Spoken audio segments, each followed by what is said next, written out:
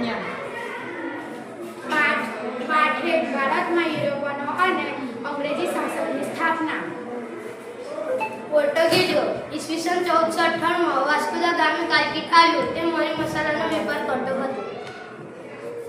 Dutch પોર્ટુગીઝોની જેમ જ હોલેન્ડના Dutch વેપારમાંથી નફો મેળવવા ભારત તરફ આકર્ષિત થયા. સૌ પ્રથમ તેમણે શ્રીલંકા પર આક્રમણો શરૂ કર્યા. ત્યારે મરી મસાલાનો વેપાર પોતાના હાથમાં લીધો. ડેનિશ પ્રજા ડેનમાર્કની ડેનિશ પ્રજા પણ ભારતમાં આવી હતી. તેમણે બંગાળના શ્રીરામપુરમાં ગૌઠીની સ્થાપના કરી હતી, પરંતુ તેઓ વેપારમાં આગળ વધી શક્યા નહીં.